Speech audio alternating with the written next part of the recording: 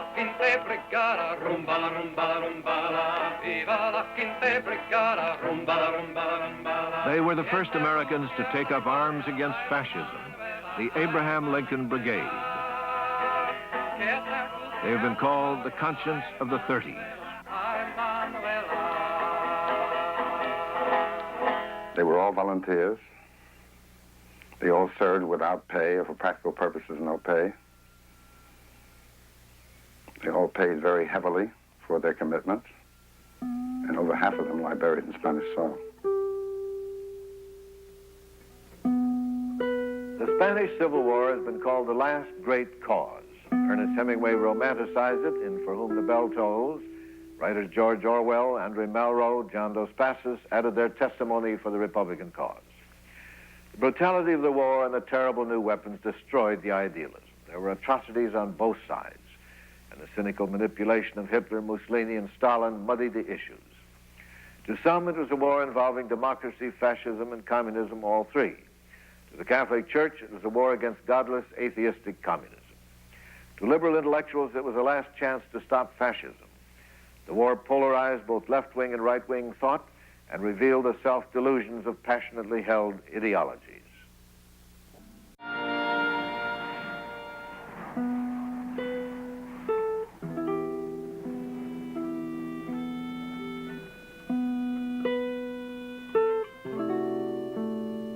The marks of civil war still scar the landscape of Spain, a land of stark contrasts and harsh realities, the country that inspired Cervantes, Goya, and the Inquisition.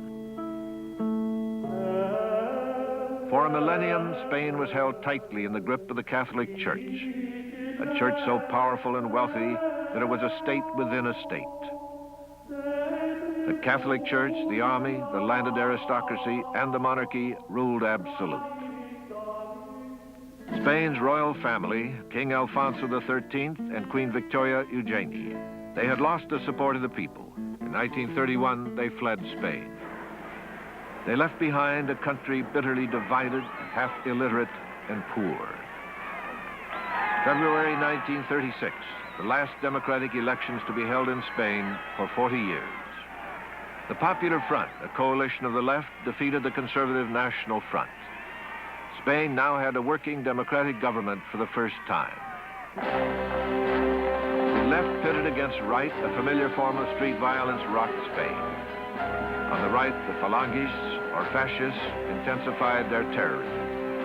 In June, Calvo Sotelo, leader of the monarchists, threatened the government. If the fascist state means no more strikes, no more disorder, he said, I am proud to declare myself a fascist. July 12th. Calvo Sotelo was assassinated. The rebellion now had its martyr. From Morocco, General Francisco Franco became the spokesman of the revolt. He declared that a state of war existed. The aristocracy and the church called upon the armies of Franco to restore the glory of Spain with a cross and the sword.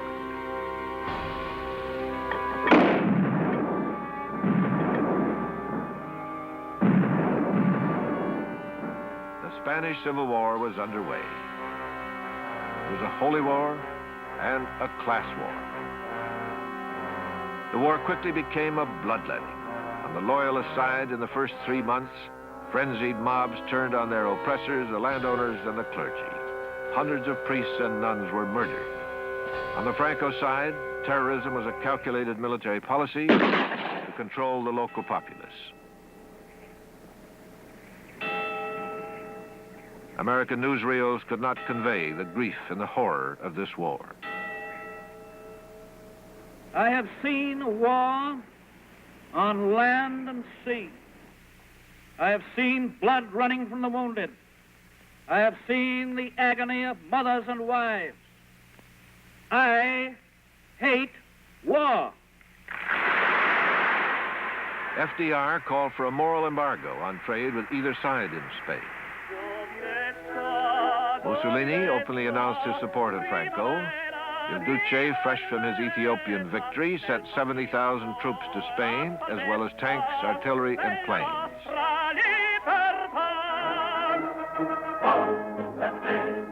Hitler buoyed by his success in the Rhineland, sent his elite Condor Legion, bombers and fighters of Germany's new Luftwaffe, anxious to taste combat.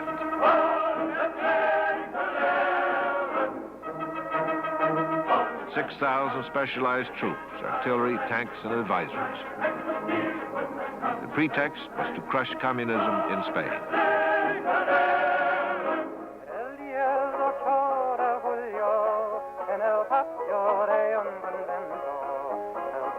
The Republican government undertook the overwhelming task of creating a people's army. They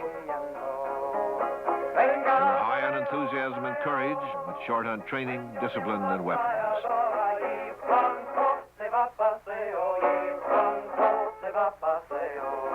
The Loyalists' loud slogans and stirring songs smothered the ominous silence from Britain and France.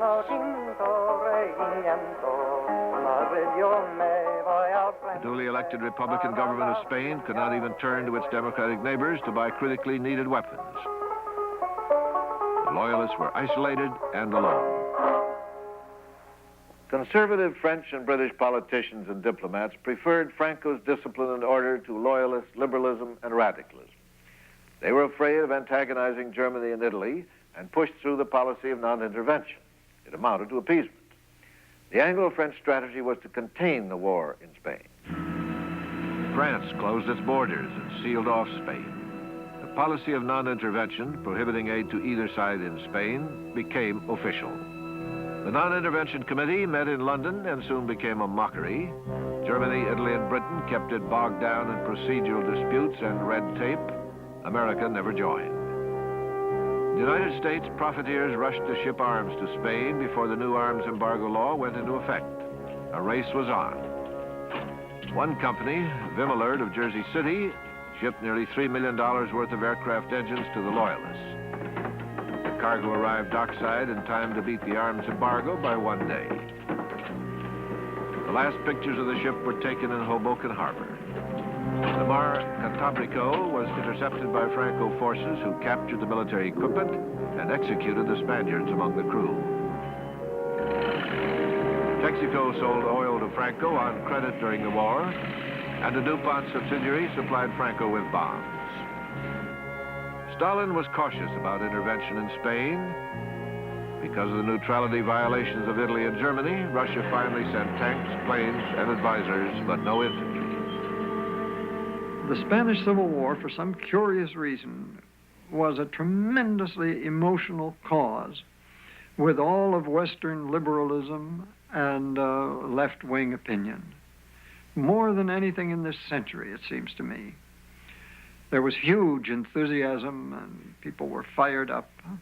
And I think Stalin, I suspect that he was afraid that the Russians would become imbued with this same spirit and would become too close to non-communist socialist circles in the rest of the world. I suspect this was very strongly in his mind.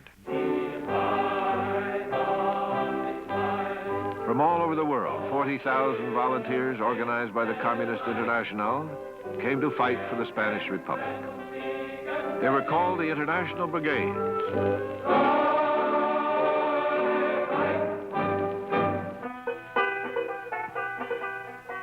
And among them, more than 3,000 Americans, the Abraham Lincoln Brigade. A civilian army of liberals, socialists, and idealists who years later would all be branded as communists. Though largely recruited by the Communist Party, their goal was not revolution. Si me quieres escribir, ya sabes mi paradero. Si me quieres escribir, ya sabes mi paradero. When I first heard about the Spanish Civil War, I sort of sympathized with the Republican or the Loyalist side, but it didn't enter my head to go to fight. But before too long, it became apparent that Hitler and Mussolini had joined that war on the side of Franco, and that it was no longer a question of a simple civil war between Spaniards. Hitler was the epitome of all the things I'd been fighting against all my life. And to become involved in Spain was just another step in the direction which my life had been going. Our biggest problem was the fact that we didn't have sufficient equipment to do our job. On 4 different occasions, the Lincoln Brigade was involved in combat where we had the fascists on the run. And in each case, the assault failed because we simply ran out of ammunition, supplies, and food and water. I was exploring, learning, discovering, experimenting, and I had joined the Communist Party. I didn't take it very seriously. I joined because it was active in labor organization, fighting racial discrimination, fighting fascism, fighting war, and there didn't seem to be anybody else doing much of that. The Democrats certainly weren't, and the Republicans certainly weren't, and the Socialists weren't very effective. The Communist Party was very active and visible at that particular time. And I signed a party application card, and I had never read Das Kapital or State and Revolution or knew that there was such a thing as dialectical materialism. And yet, I guess I could be technically identified as a communist, but ideologically, I was still a Boy Scout. In 1936, the Communist Party joined forces with socialists and liberals to oppose fascism. The official policy conceived in Moscow was called the Popular Front. The party was not preaching revolution in 1936 or 1937. It was preaching opposition to fascism. And the main place that opposition to fascism was taking place in those days, the battle lines were in Spain. In February 1937, the Americans saw their first action in the bloody Battle of Jarapa. 40,000 fascist troops, led by tanks and supported by artillery and German aircraft, attempted to cut off the last remaining road out of Madrid.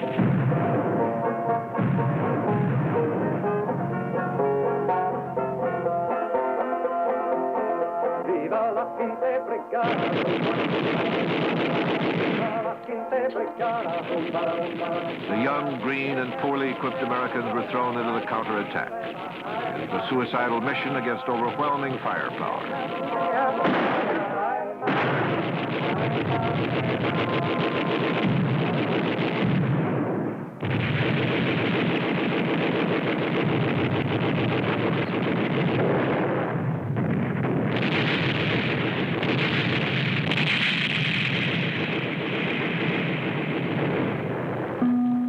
450 Americans went into the Battle of Jarama. 300 were killed or wounded. One brigadier described the horror in poetry. Death stalked the olive trees, picking his men. His leaden finger beckoned again and again. In spite of appallingly high casualties, the Lincolns served in every major campaign of the war. Ernest Hemingway said of them, they fought as well as American fighting men have fought anywhere.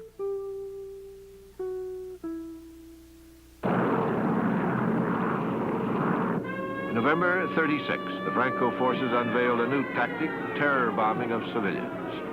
Madrid became the first major European city to experience a blitzkrieg. Hemingway called it mechanized doom.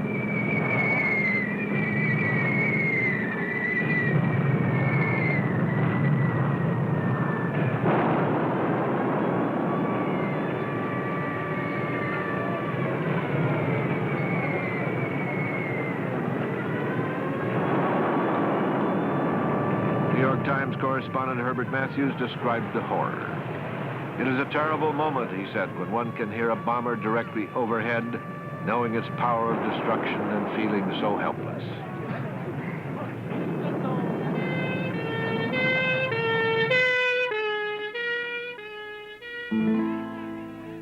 It's rather strange that Hitler never learned from this that bombs may break the bodies but not destroy the spirit of the people. In April 37, the German Condor Legion bombed the Basque town of Guernica, later to be immortalized in Picasso's famous painting.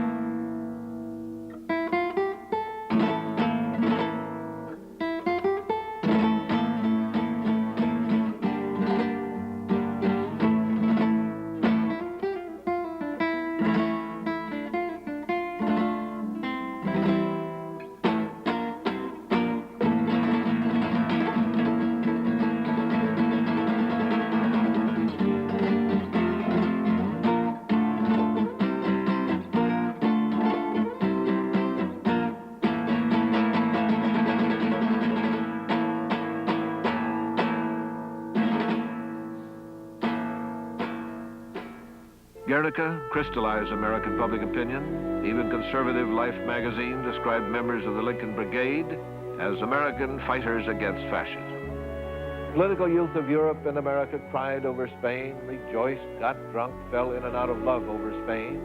In Midwest American villages, families split over Spain. It felt like personal conscience on trial. On a Paris street, I met a young friend, Jimmy Lardner, the son of Ring. We will all have to meet this thing somewhere, he said. I just decided to meet it there. He was one of the very last American volunteers to die there. Before Guernica, most Americans were unconcerned about the war in Spain. After the bombing, there was a public outcry against the deliberate slaughter of civilians. In February 38, 3/4 of those expressing an opinion favored the Loyalists. Claude Bowers, the American ambassador to Spain, passionately pro-Loyalist, urged repeal of the arms embargo. But Secretary of State Howell repeatedly ignored Bowers, and as late as May of 37, said there is no evidence of German and Italian military forces in Spain. As President Roosevelt left for a fishing vacation, he was a man in a dilemma. His sympathies were with the Loyalists, but he held back for political reasons. President Roosevelt was much more interested about domestic issues, and part of the New Deal coalition was based on the Catholic support in the large cities of the East, and the Catholic support was on the Franco side in the war. So to support the Loyalists would have been to lose some of his political support and perhaps lose the momentum of the New Deal.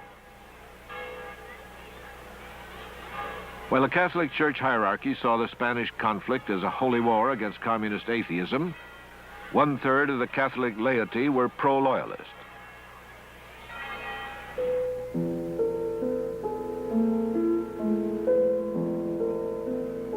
The hardships of the Civil War soon fell upon the children of Spain. The forces of Franco closed in on all sides in the Republican zone. Distraught parents sent their children to safety.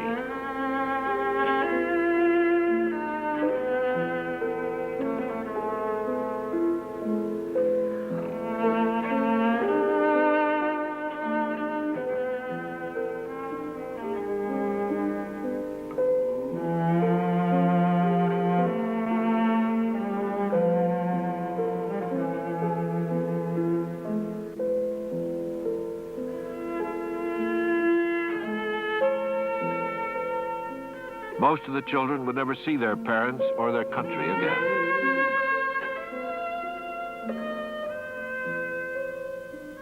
They would grow up in exile in Mexico, in Russia, in France.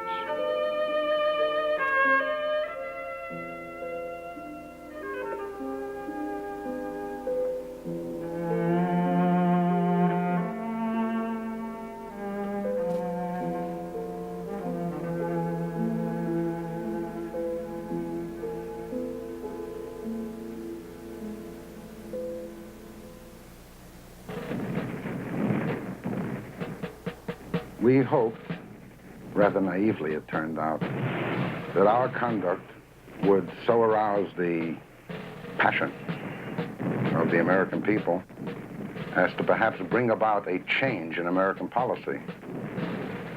Imagine the cruel and painful paradox of being an American soldier fighting against fascism and not being able to carry an American gun.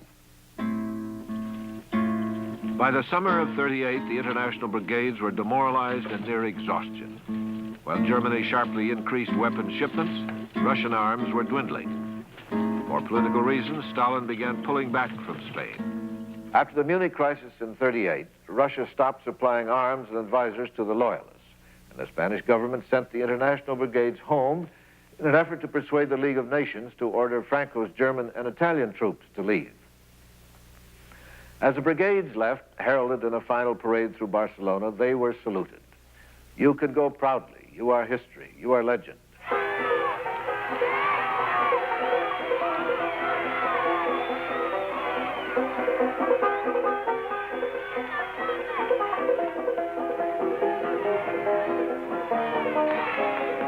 What name do we give men who fought for a cause in which they believed, hero or villain? In their lifetime, the brigadesmen would carry both labels and a precious memory. I was very young. I was witness to what I experienced as one of the most glorious pages in human history. Here was a people, almost a whole people, practically alone. They were withstanding the onslaught of world fascism at that time. They had been abandoned by their sister democracies, England and France and our own country. Nevertheless, they resisted, not just for Spain, but for all of us, for 3 years. They paid an enormous price, and the glory, and that's the best word I can choose, that was the Spanish people at that time, still shines for me. And their defeat, that enormous tragedy, a tragedy for all of us, still is an active wound in my heart.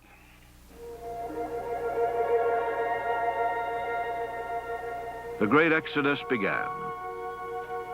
They numbered 300,000, those who fled to the frontier. In the clenched hands of some, a fistful of Spanish earth. Far away in Washington, President Roosevelt admitted that American policy had been a grave mistake. The Spanish Civil War was a grim tragedy, not only on the battlefields in Spain, but in the diplomatic chambers in France, Britain, and the United States. The world showed Hitler and Mussolini that it was soft, and the dangerous policy of appeasement was born in the Spanish Civil War. Hitler and Mussolini knew that Britain, France, and the U.S. were not ready for war and would do anything to avoid it. While European powers used the Spanish War to test their weapons, the United States used it to test its ability to avoid war. French, British, and American neutrality helped assure that the cause for which most volunteers fought would lose. Democracy in Spain was dead. Franco's dictatorship would last 35 years.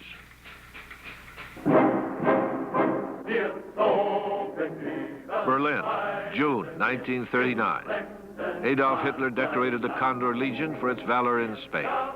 For the first time, he publicly acknowledged their role in that war. 3 months later, they would be in Poland. 1 year later, in Paris.